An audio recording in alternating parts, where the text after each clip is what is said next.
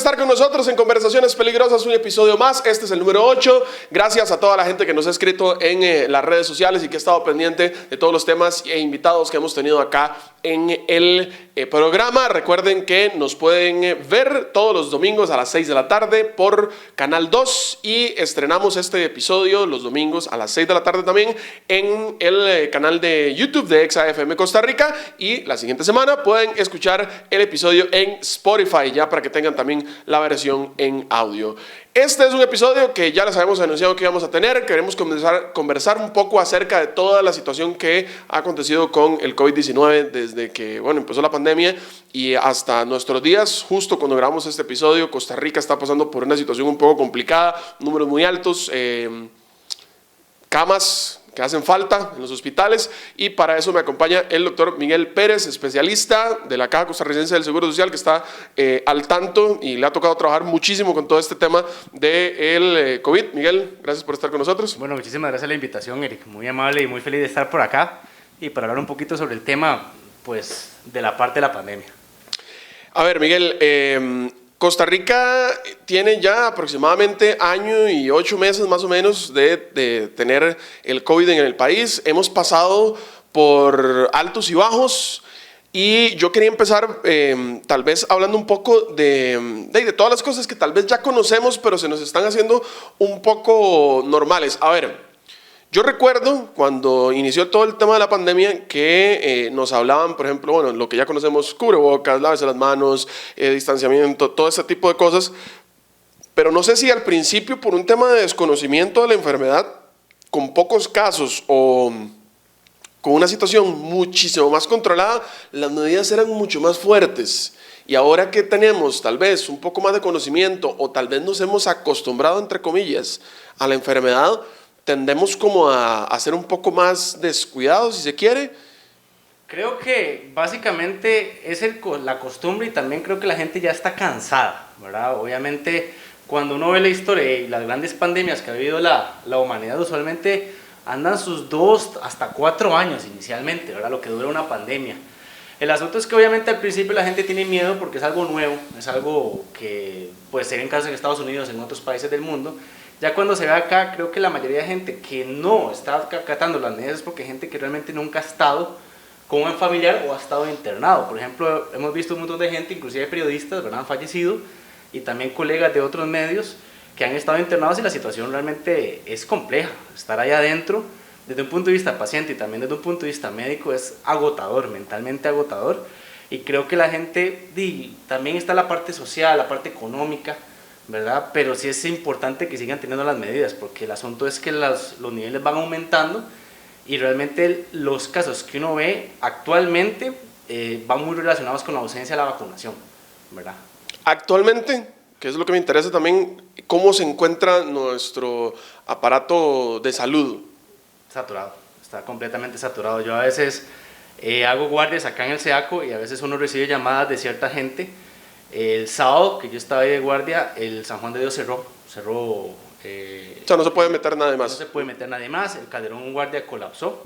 Inclusive las clínicas periféricas, la Marcel Falla, la Salón Núñez, llamaban diciendo que tenían pacientes con COVID positivo, desaturados, o sea, con concentración de oxígeno baja, y que ocupaban meterlos a algún hospital. Por dicha, gracias a Dios, el Hospital México todavía contaba con algunas camas. Pero ya a las 11 de la noche el Hospital México dijo, ya no tenemos camas. El Hospital de la Alajuela, Heredia, tenían una lista de espera enorme de pacientes, inclusive bajo ventilación mecánica, o sea, pacientes intubados. Actualmente, ¿cuántas personas por día aproximadamente necesitan ser trasladadas a un hospital? El dato es complejo, porque digamos, si uno pudiera hacer todos los traslados, por lo menos aproximadamente 30, 40 por día, ¿verdad? El sábado que, le repito nuevamente, estaba ahí de guardia, nosotros tuvimos 80 casos comentados y solamente pudimos trasladar 18.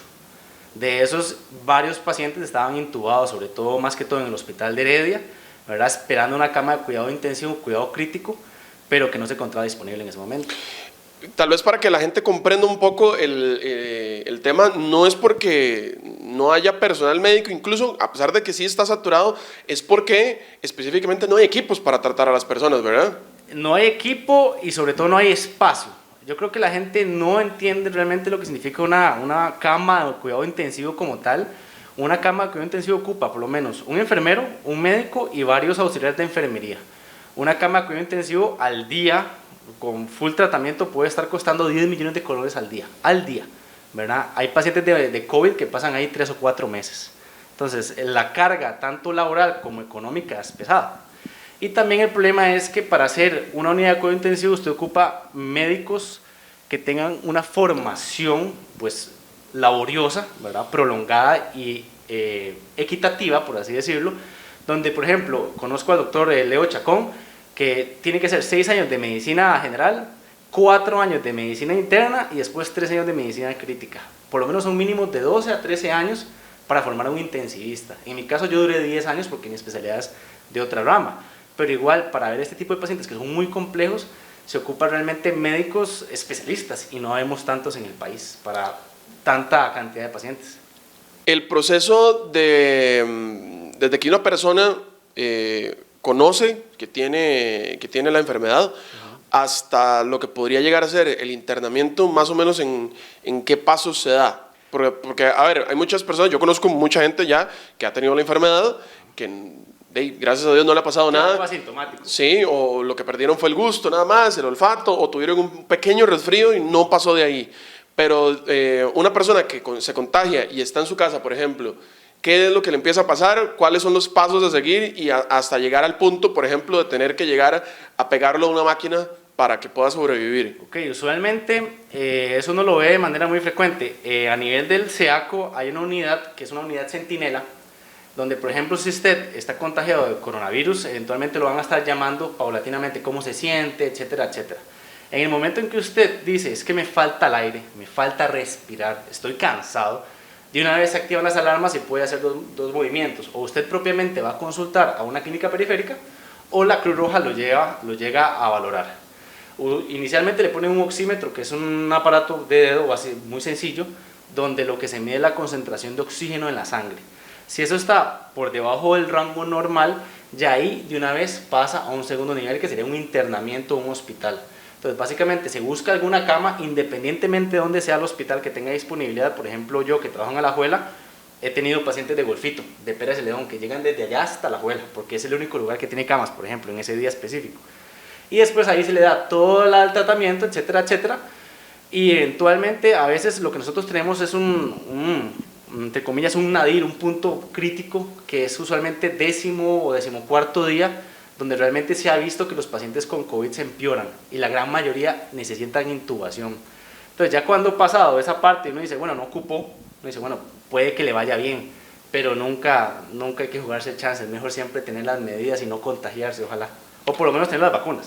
Y actualmente, no sé si manejas el dato, ¿cuánta gente se puede estar quedando por fuera de atención que necesita por lo menos atención ya propiamente, tal vez no intubado, pero sí hospitalizado? Una hospitalización. Yo creo que por dicha tengo esta parte del sábado. El sábado no había nadie fuera de hospitalización, o sea, todos tenían un lugar para donde poder estar.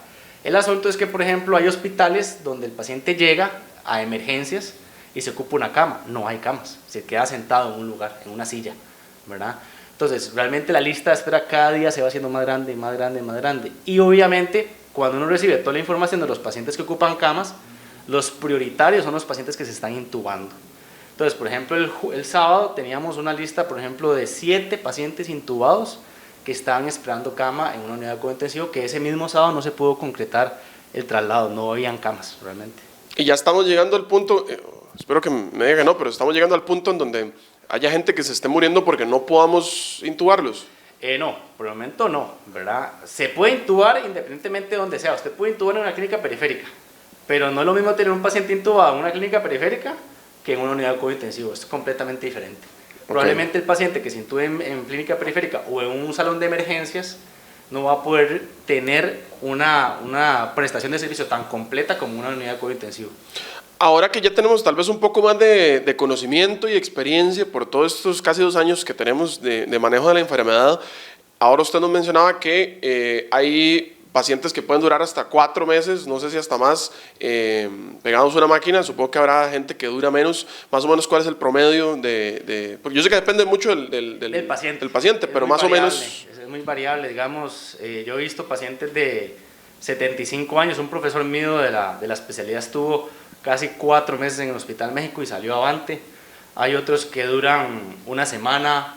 Eso va a depender mucho del factor del propio paciente. Si es un paciente que ya trae diabetes, hipertensión, si es obeso, es un paciente que se va a complicar, sin duda alguna. Si es un paciente joven, 42 años, por ejemplo, hace como 15 días intubamos un hombre joven, triatlonista de 42 años, y por dicha le fue bien. A los 15 días ya estaba sin tubo. Igual seguía hospitalizado, pero por lo menos sin tubo. Entonces, el tiempo estimado de la necesidad de la ventilación mecánica es muy variable, realmente muy variable. Ahora igual con toda esta cuestión que ha aparecido de la variante Delta, que ha sido como una pequeña mutación del virus, ¿ha habido algo diferente en cuanto al manejo de la enfermedad? O sea, ¿ha pegado más en cierta población? ¿Ha tenido algún tipo de síntoma diferente? ¿O se ha logrado, digamos, arraigar en un grupo específico social? No, realmente lo que se ve es que obviamente es más contagiosa, ¿verdad? Es mucho más fácil esparcirla, por así decirlo. Lo que sí hemos estado viendo es que se está golpeando más a la población de niños, pero probablemente sea por la ausencia de vacunación en esta población. Pero realmente funciona muy parecido. Realmente lo que produce realmente el coronavirus, en términos médicos, se llama un distrés respiratorio. Básicamente es que el pulmón no puede hacer un buen intercambio de oxígeno. Entonces el paciente poco a poco le cuesta más respirar, a un punto en que ya dice, estoy cansado. Entonces ahí tenemos que intubarlo. Pero realmente con respecto a la variante Delta, lo único que sabemos es que es mucho más contagiosa, más virulenta, pero realmente no se asocia con mayor mortalidad. Ok, bueno, y eso es súper importante también. Hoy estamos tratando como de explicar un poco, tal vez son cosas que mucha gente ya conoce, pero la idea también es como entender un poco más algunos de los detalles que son súper importantes también para manejar este tipo de cosas.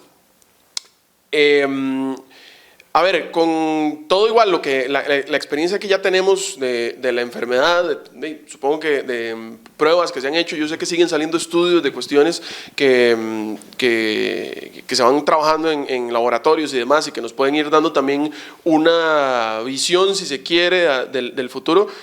Sabemos de que esto no se va a acabar, o sea, no es como que mañana o la vacuna mate al virus y se acabe, es algo que va a seguir en nuestro ambiente. Perennemente.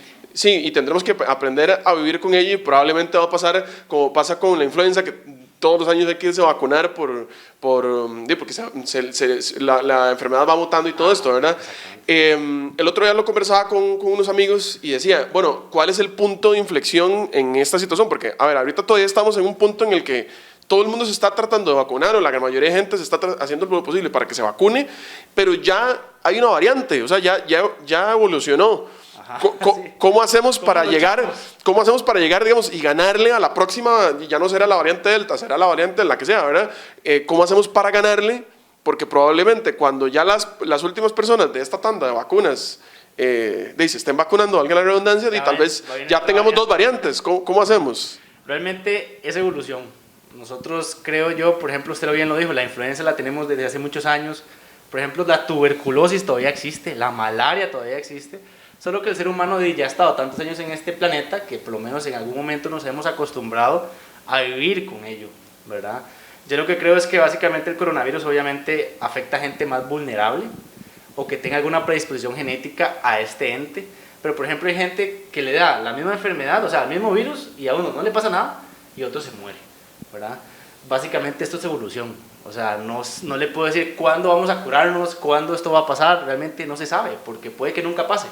Simplemente es que nos podemos adaptar un poco mejor, nuestro sistema inmunológico, nuestra genética, nuestra evolución nos va permitiendo aguantar los nuevos embates de la biología molecular, de la genética, la infectología, ¿verdad? Pero básicamente no tengo una respuesta para eso.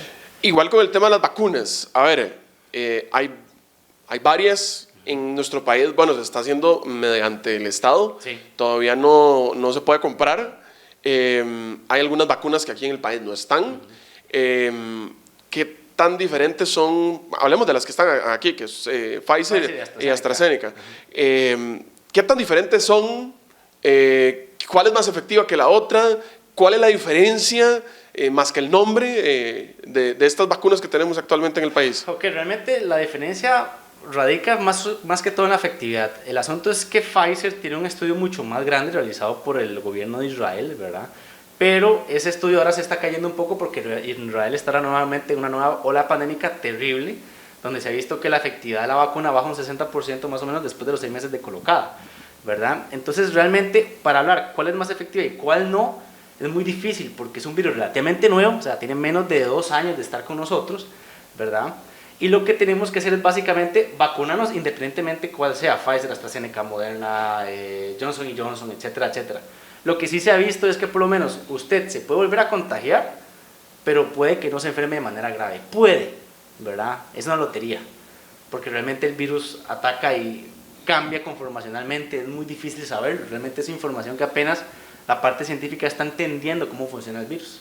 Y pregunta porque ya he visto a varias personas que les han puesto un combo, que les pusieron primero la Pfizer y de segundo AstraZeneca. Aparentemente hay estudios que puede que eso mejore, pero realmente así algo establecido, no, igual. Pero no es malo. No es malo, o sea, inclusive hay un estudio ahí hace tiempo que lo leí, que sí se puede combinar, ¿verdad? No hay ningún problema, usted puede combinar las dos vacunas. La idea es que usted se vacune independientemente cuál sea, porque sí se ha visto que la vacunación por lo menos, no nos importa los niveles, digamos, nos podemos vacunar todos aquí, ¿verdad? Usted está vacunado, yo estamos vacunados y yo estoy vacunado. A mí no me importa, o por ejemplo, desde el punto de vista de Estado, no nos molesta que hayan muchos casos por día. No me importa que hayan 10.000, no me importa que hayan 100.000, pero que esos 100.000 se internen 2. Es diferente. Una cosa es tener casos activos, casos positivos, y otra cosa es internamiento.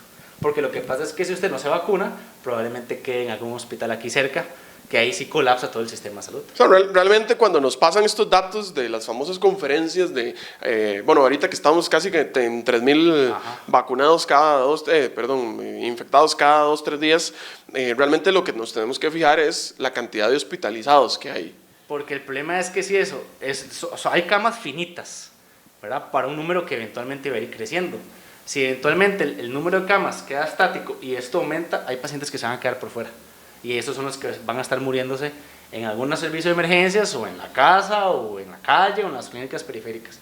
A nosotros lo que nos afecta más es qué pasa si un paciente llaman ahí del Golfito, de Punta Arenas, tengo un paciente grave, ocupo internarlo, y decirle, no hay cama.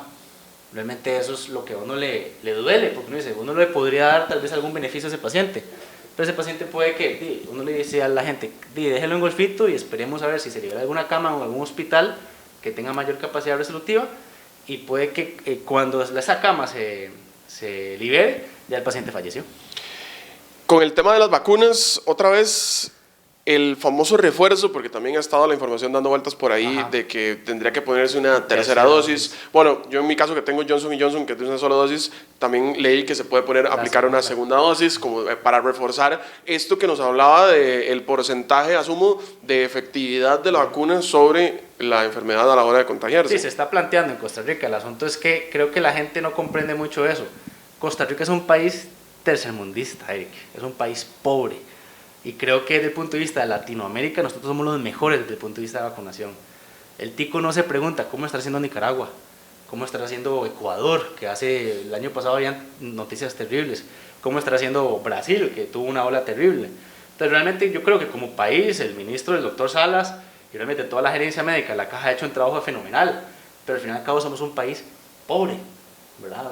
Recibimos realmente lo que podemos, y gracias a Dios al gobierno que le pone, por así decirlo, énfasis a eso, pero realmente nosotros estamos recibiendo lo que podemos, ¿verdad? Sí, malas donaciones que aparecen por ahí de pronto. Básicamente, pero es que yo creo que el tico no se da cuenta de lo que tiene, o sea, y ahorita estamos en punto de que tenemos una gran cantidad, si no mal recuerdo, ya estábamos cerca al 1.000.000 de personas que ya tienen las dos vacunas, el esquema completo, pero todavía nos faltan 4 millones de personas, e incluso había un cercano, si no mal recuerdo, 2 millones de personas que no se han vacunado del todo. Y esto es lo que nos puede seguir afectando, pensando en toda la gente que lo ve por un tema incluso económico y ya de lo que usted nos decía, aburrido.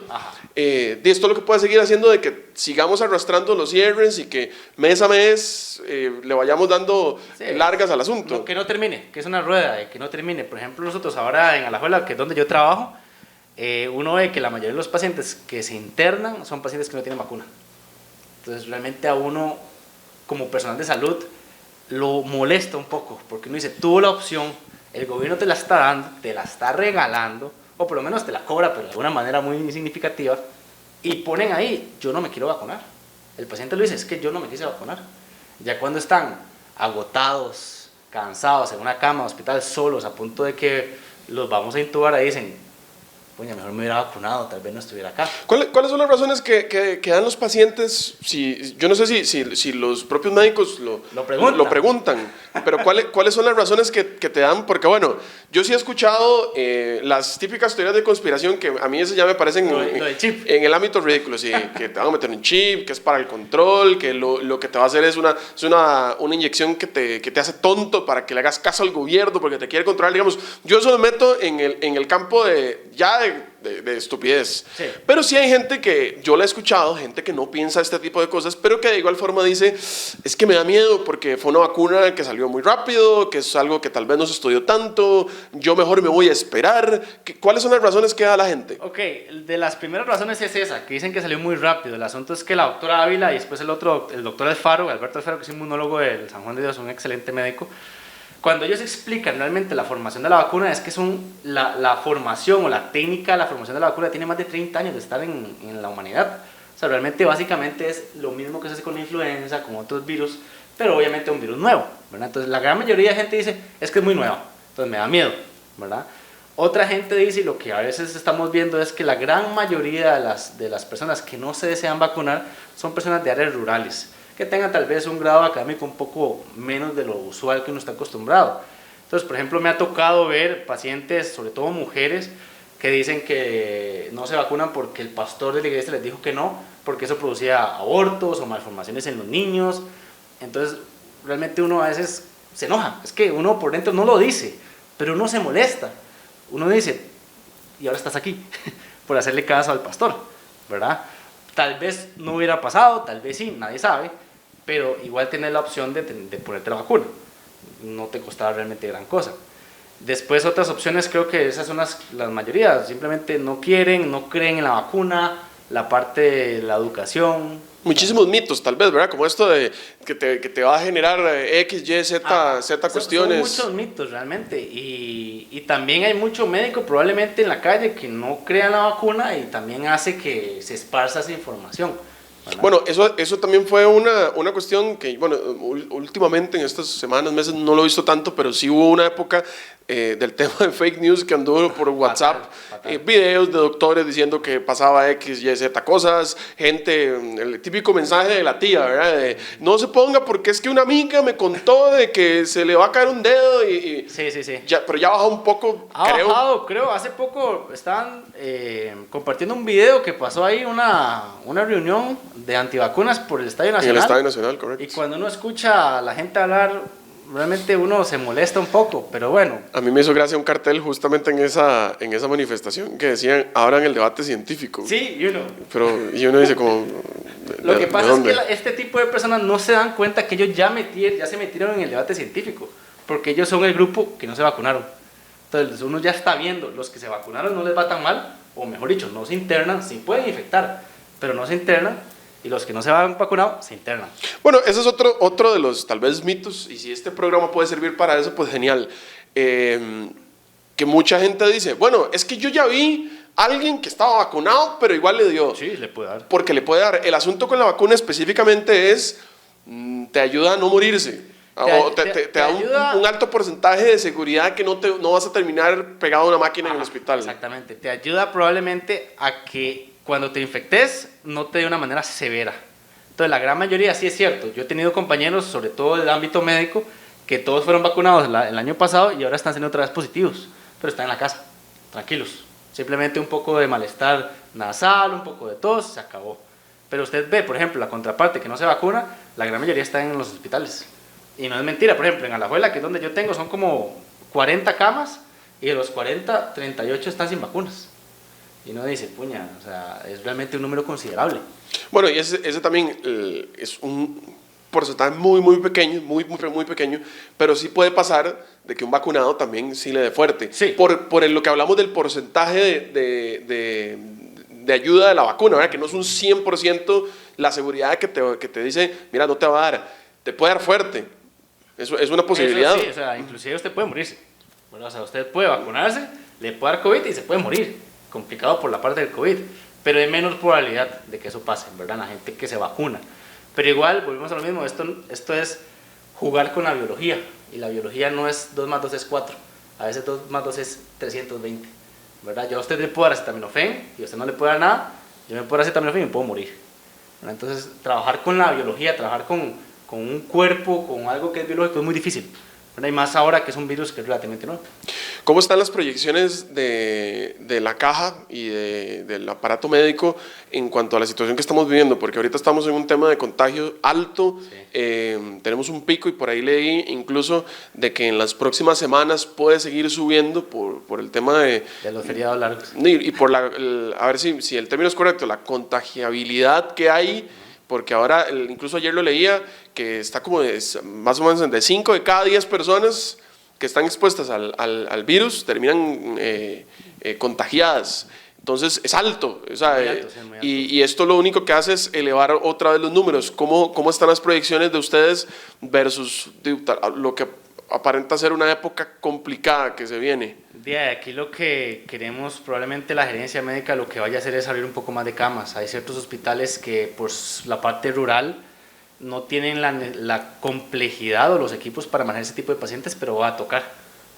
Por ejemplo, hay hospitales que zona rural, zona sur, más que todo no tienen la capacidad, no tienen camas para COVID porque no tienen capacidad para manejar este tipo de pacientes, pero creo que eventualmente va a tocar. Después hospitales de campaña, por ejemplo, hospitales de niños tienen unas campañas afuera, como unas tiendas de campaña, eso funciona, en el Calderón probablemente se pongan a la juela, pero realmente esto básicamente es muy abrumador para un sistema de salud que de por sí ya de base está un poco colapsado, ¿verdad? Pero recibir 200 pacientes en una semana en críticos, realmente yo creo que ningún servicio de salud lo aguanta. ¿Cómo está el equipo médico del país? Estamos hartos. Agotado.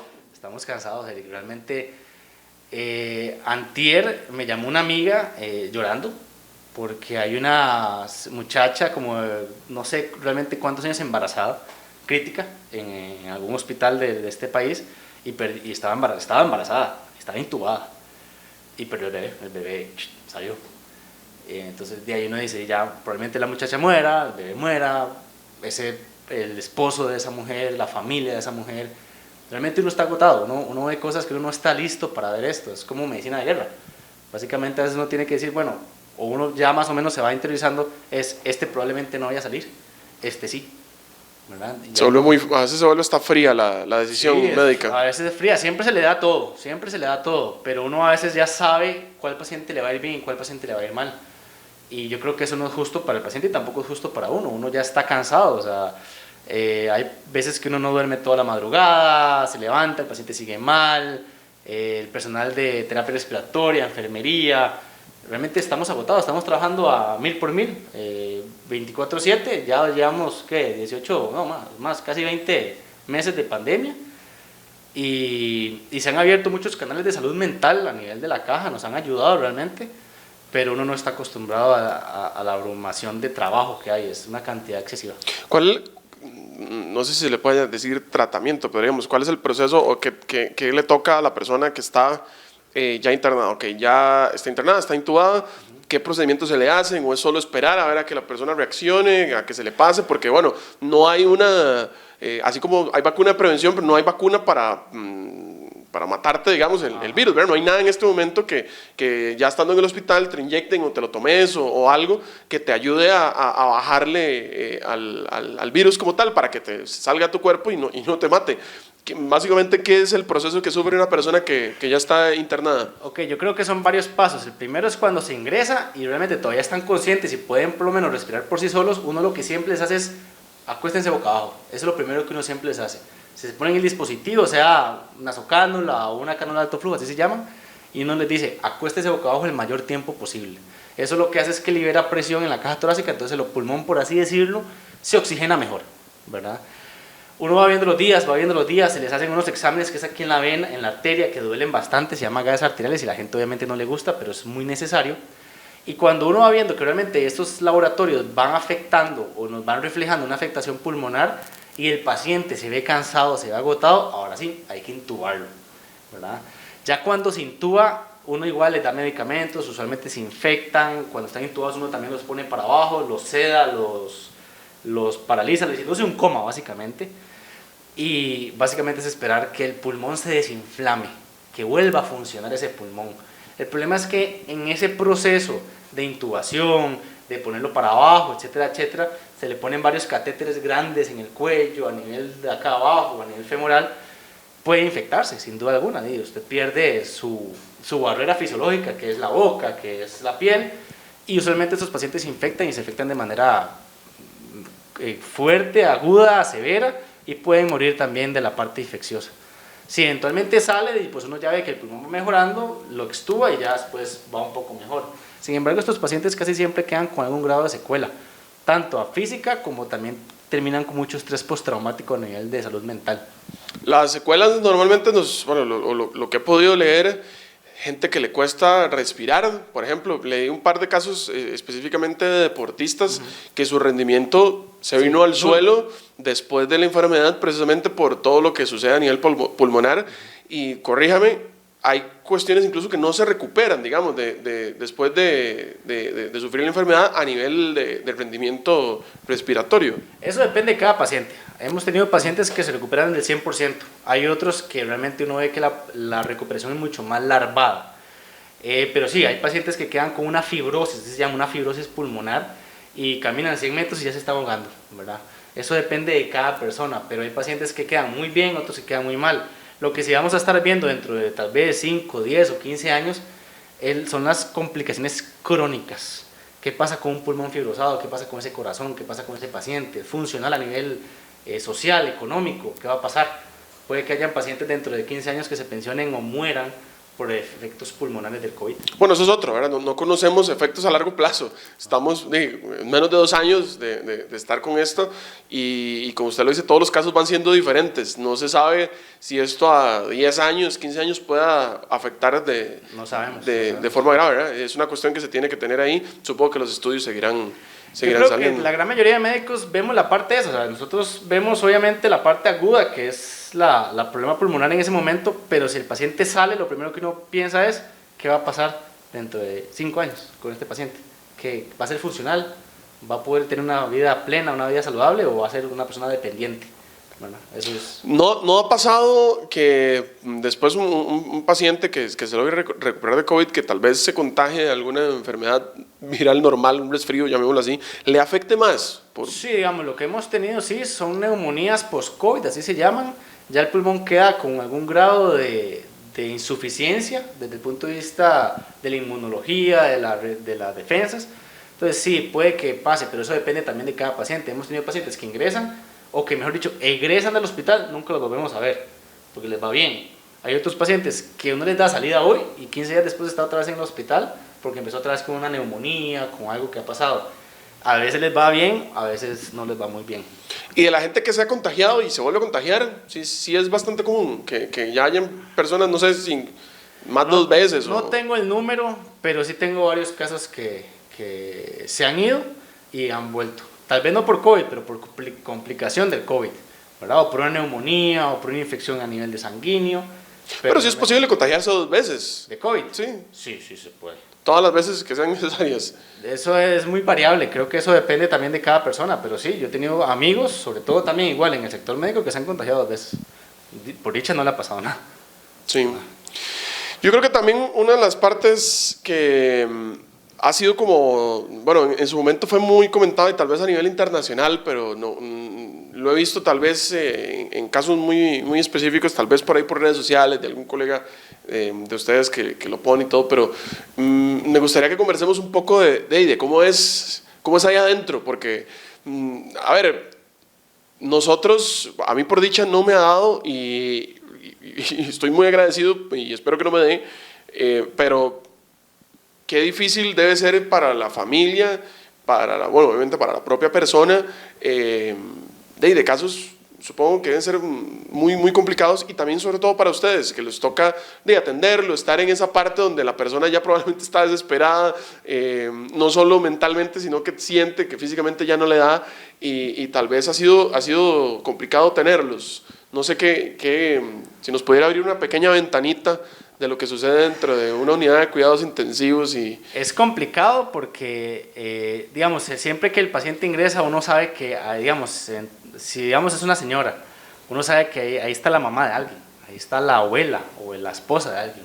Entonces uno tiene esa responsabilidad moral y ética de darlo todo por el todo, porque así es que uno se enfrenta a muchas cosas durante ese proceso. Usualmente cuando uno los agarra, entre comillas, y están relativamente sin ninguna ventilación, sin ningún tipo de tubo, uno habla con ellos, cómo están, etcétera, etcétera. Claro que es cansado porque uno tiene que vestirse de pies a cabeza, entonces uno se mete, es cansado, es caliente, es sudoroso, es agotador, y uno ve a la persona al frente, y realmente uno ve a una persona con miedo, una persona que dice, en cualquier momento me puede intubar. Todavía me acuerdo que tuve la mamá de un colega mío, que la mamá estaba acá, y al frente había un señor intubado, y ella lo veía todos los días así, con miedo, que ella dice, puedo ser la próxima, y yo, sí señora, puede ser la próxima, pero ocupo que haga caso, que se enfoque. Creo que la situación más fea cuando uno se presenta en ese caso es cuando ya uno dice, tengo que intubarlo. Creo que la indicación de intubación es, ya hay que hacerlo porque usted se va a cansar. Entonces, en ese contexto, usualmente uno permite que los pacientes internados ingresen con el teléfono celular. Entonces uno le dice, llama a su familia para decirles. Entonces la persona llama, se está despidiendo, uno escucha el speaker, pone en el altavoz, la gente empieza a llorar, ¿verdad? Y lo primero que pregunta siempre los pacientes es, ¿cuánto va a durar esto? Y uno siempre dice, no sé. Hay muchas veces que uno dice, bueno, puede salir, puede que no salga, pero uno sabe que en el momento que uno intuba una paciente, tiene muy altas probabilidades de fallecer, pero uno jamás no lo dice al frente de esa persona, ¿verdad? Entonces, esa parte donde se empiezan a despedir de la familia, donde uno está al frente con el tubo, ¿verdad? Uno se siente el malo de la historia, creo yo, que uno se siente mal, uno dice, no logré evitar esto, ¿verdad? Creo que ese es el momento más cruel. Eso es como una despedida hacia una guerra que uno no sabe si va a volver vivo. Correcto, o sea, es como... Básicamente. Es como creo yo que es cuando los soldados cruzaron el D-Day, cuando fueron de Inglaterra a Alemania a invadir, ¿cómo se llama? Normandía. Y ellos iban y no sabían si iban a volver. Básicamente es eso, uno intuba un paciente y la familia no sabe si va a volver, uno no sabe si va a volver, el paciente obviamente no sabe si va a volver. Entonces a veces uno topa con suerte que el paciente por dicha vuelve, ¿verdad? Resuelve su problema pulmonar, pero a veces conforme pasan los días uno pierde la esperanza, uno dice ya se fibrosó todo, el pulmón ya está totalmente colapsado, no hay nada que hacer. Y básicamente una persona, cuando está en este punto, fallece porque ya no puede respirar, porque su cuerpo ya no oxigena. Sí, básicamente, digamos, es muy severo el problema pulmonar si no hay manera de oxigenarlo, a menos de que uno lo meta en una máquina que realmente está muy selecta en el país. Es una máquina muy cara que tiene la institución, que no está en todos los hospitales porque es muy cara, y sobre todo porque para usarla se ocupa un entrenamiento especial y no todos los médicos de este país tienen ese entrenamiento, ¿verdad? Que es como la última opción. Si de ahí no podemos, ya no hay nada que hacerle, ¿verdad? En los hospitales más periféricos lo que uno trata de hacerlo es intubarlo, ponerlo boca arriba, boca abajo, las veces que sea necesario para poder oxigenar el cuerpo, el cerebro, el corazón, los riñones. Pero a veces es imposible, es imposible a veces, y uno dice, no, ya perdí. ¿Hay algún caso particular que le haya impactado de algún paciente o alguna situación familiar o algo que se haya topado? Creo que tal vez por cercanía, gracias a Dios, la mamá de un colega estuvo internada, ya había estado internada en el SEACO, salió y después por complicaciones volvió a internarse. Es una señora que no veía hace años y fue como muy bonito verla, obviamente no bonito en esa esfera, pero sí no dormía yo muy tranquilo porque yo decía, en cualquier momento puede complicarse. Gracias a Dios no pasó nada y ya después se fue y todo bien, pero sí sí es tal vez como la que más me ha acordado porque me recordó a un buen amigo mío de infancia. ¿Qué es el mensaje que se le puede dar a la gente que no se ha querido vacunar? ¿Cómo explicarles? Porque a veces es difícil. Las campañas de vacunación han estado, yo creo que los medios de comunicación han hecho su trabajo, se ha informado de, no solo en los EVAIS o en los hospitales, sino en campañas en empresas privadas. Acá en Repretel tuvimos una. Hemos hecho como lo posible como para decirle a la gente, vea, es importante porque si usted se vacuna, no solo por la parte médica, de que usted va a tener más posibilidades de que no le pase nada grave, sino también por la parte social y económica, de que más rápido vamos a salir de esto. Pero hay mucha gente que no hace caso. ¿Cómo hacemos para hacerles entender de que esto es una situación grave, que la vacuna no es un tema de control de gobierno y que no es todo ese tipo de teorías conspirativas que nos joden? Y sobre todo de parte de ustedes los doctores, ¿cómo hacemos para que la persona de verdad se vaya a vacunar? Es muy difícil porque la realidad suya no es la misma que la realidad mía. Cada cabeza piensa diferente y aunque veamos un mismo punto, podemos pensar y ver cosas diferentes. Yo lo que sí puedo decirle es que, digamos, si usted decide no vacunarse, las consecuencias son meramente suyas. Y usted tiene que cargar con esa decisión. Si usted tiene un resultado en base a una decisión, usted tiene que hacerle frente a las consecuencias. Y eso es básicamente. Pues usted lo decía ahora, porque también se lo leí, se lo escuché al diputado Melvin Núñez, que en este momento está contagiado, sí, y que él básicamente dijo eso, ¿verdad? Y suena fuerte, pero dice, yo prefiero morirme antes de vacunarme. Yo todavía no trato de entender el porqué, pero específicamente con este tipo de cosas no logro captar por qué no me quiero vacunar y prefiero morirme antes de que algo me proteja. Usted lo decía ahora, la mayoría de personas que no se vacunan cuando ya están a punto de ser intubados es cuando dicen, mira, me hubiera vacunado. Nadie escarmienta por cabeza ajena. Sí, pero lo que le voy a preguntar es, ¿de verdad hay tanto choque con esto? O sea, ustedes topan con gente así de cabeza dura. Inclusive a veces uno cuando entran al hospital y entran relativamente estables, porque no entran tan mal, lo primero que uno les dice, usted está anuente a intubarse. Lo primero que le dicen es, no, jamás. Digamos, entra el lunes, dice que no quiere vacunarse y firma un papel que dice que no se quiere vacunar. 4 días después está fatigado, está cansado, le falta respirar, le falta el aire y uno vuelve a preguntar, ¿se quiere intubar? Dicen que sí. Cambian completamente porque ya se ven abrumados por el estrés mental, el estrés físico, el malestar. Es que la gente no se da cuenta. Cuando ya usted está realmente viendo la muerte al frente, que usted dice, ya me van a intubar o ya no aguanto más, ahí usted tiene que tomar medidas. Y la gran mayoría de la gente decide intubarse. Pero al final, ya cuando están totalmente desesperados, ¿verdad? Yo creo que a este punto, porque también no es nada cercano a su área, pero yo creo que no podemos hacer el cálculo económico de cuánta plata se ha gastado Caja Costarricense del Seguro Social por persona internada por COVID en todo lo que llevamos de la pandemia. Usted nos decía que por día más o menos son 10 millones de colones. Es un estimado, ¿verdad? Puede ser más, inclusive. Sí, dependiendo de la gravedad de la persona y de la cantidad de personas que lo atiendan y supongo de los equipos también que se utilicen para tratarla. Es incalculable y tal vez eso es algo que también tenemos que, de cierto modo, agradecer porque acá no tenemos que recurrir a un aparato privado y pagar esa cantidad de dinero. Mucha gente, por ejemplo, que está internada, muchísima gente no está asegurada. E igual uno lo atiende, porque es parte de la integridad de la Caja Costarricense del Seguro Social, que es un sistema universal. Pero el costo económico ha sido monstruoso, realmente. Sin dar falsas esperanzas, por el tipo de movimiento y por la cantidad de pacientes y por toda la situación, un médico de la Caja Costarricense del Seguro Social, ¿cuánto cree que nos quede de esta situación dentro de un panorama realista? Sé que probablemente su respuesta va a ser, no sé, porque depende de muchas cosas, no sé.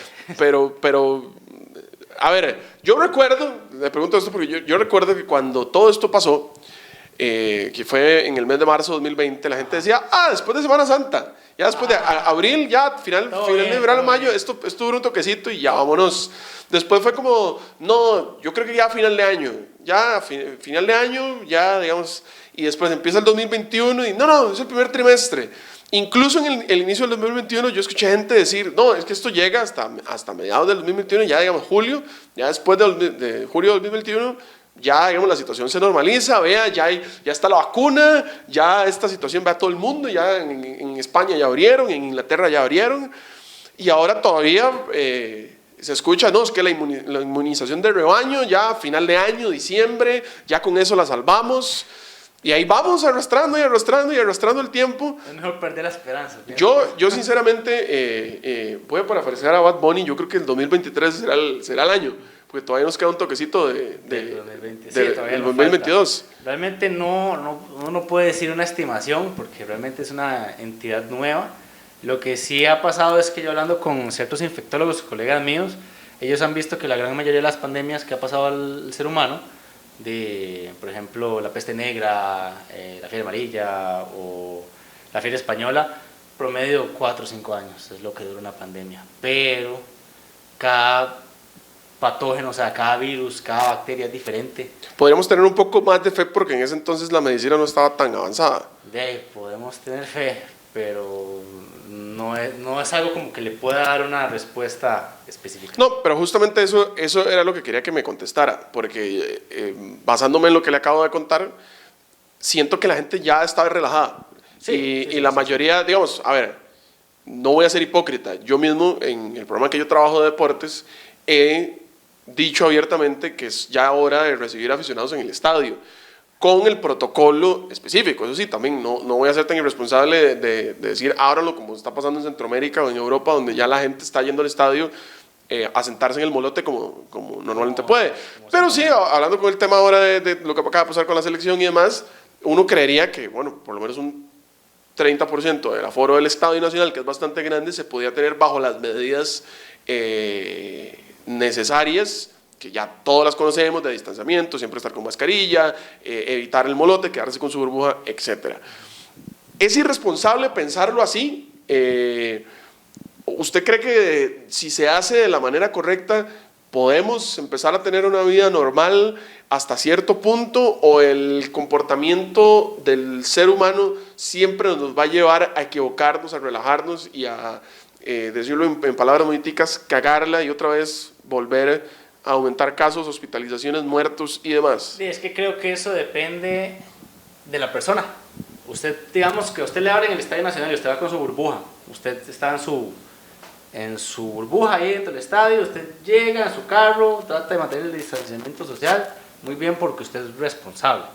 Pero ¿qué pasa si a la par suya hay una persona irresponsable y no le importa?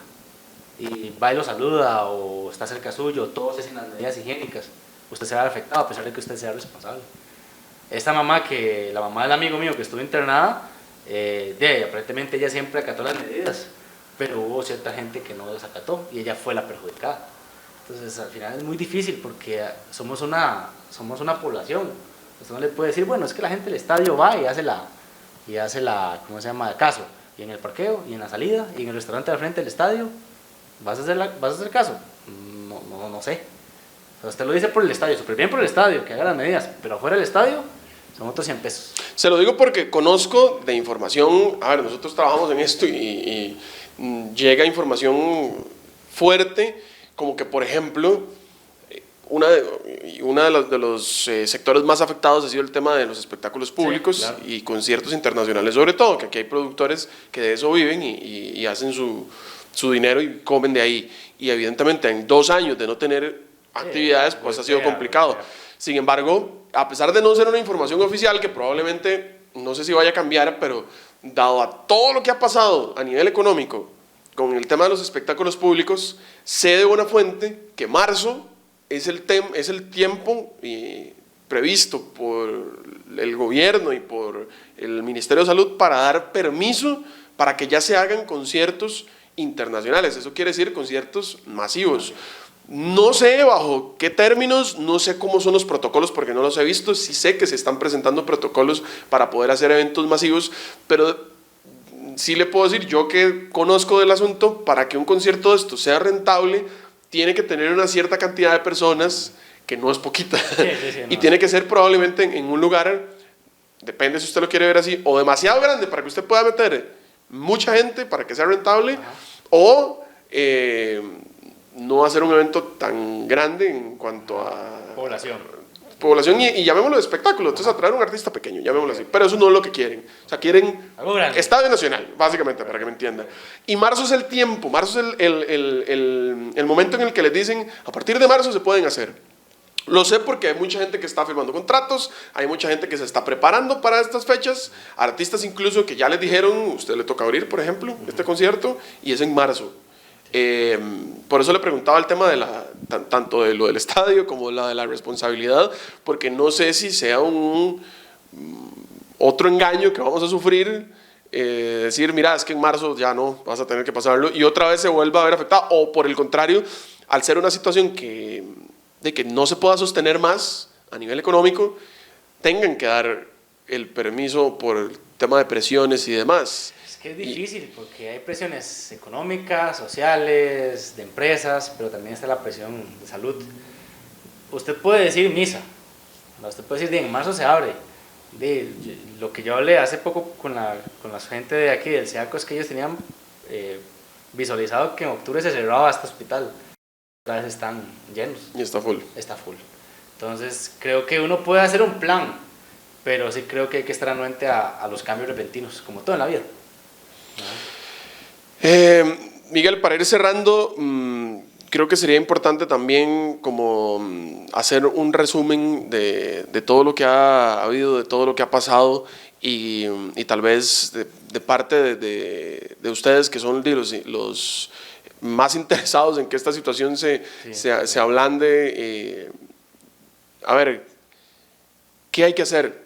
Yo sé que lo hemos escuchado 1000 veces, yo sé que tal vez ya la gente está harta, pero es que es la única forma que nosotros entendamos, creo, como seres humanos, de costumbres que somos, que necesitamos acostumbrarnos a hacer las cosas.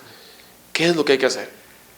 ¿Qué es lo que hay que hacer para que no nos dé COVID? Yo creo que al personal médico, bueno, en lo personal a mí no me lo deberían preguntar, porque ya todo el mundo lo sabe.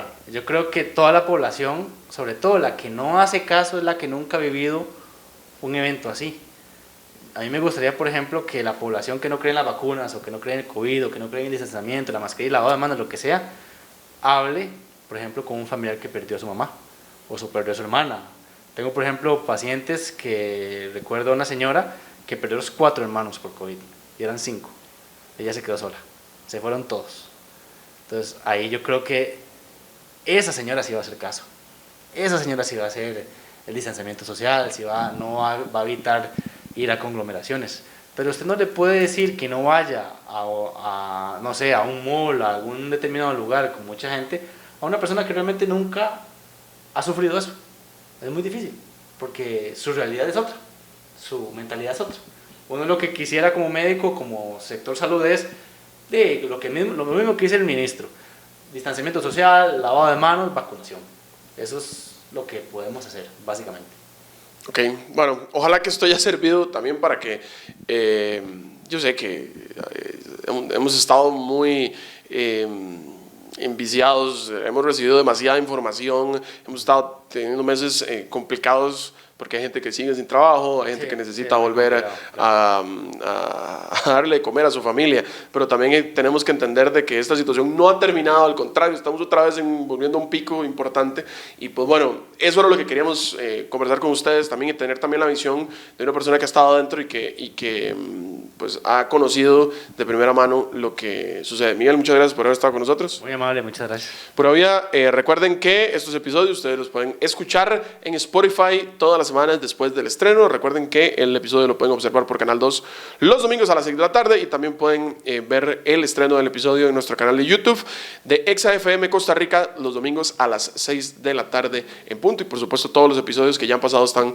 por ahí, por si quieren verlos o escucharlos. Por ahí está el de Esteban Ali, está el primer episodio de fútbol femenino, está el de Cordayer, está el de Maynor Solano, está el episodio que hablamos de ciencia, está el de María José Brenes y por supuesto este que ya les queda por allá. Recuerden que si quieren algún invitado, algún tema específico, algún tema en particular, nada más nos escriben por las redes sociales y ahí estamos en contacto para ver qué invitados quieren que tengamos por acá o qué temas quieren que tratemos acá en Conversaciones Peligrosas. Gracias por habernos acompañado y con el doctor Miguel Pérez, yo soy Eric Gassman. Chao.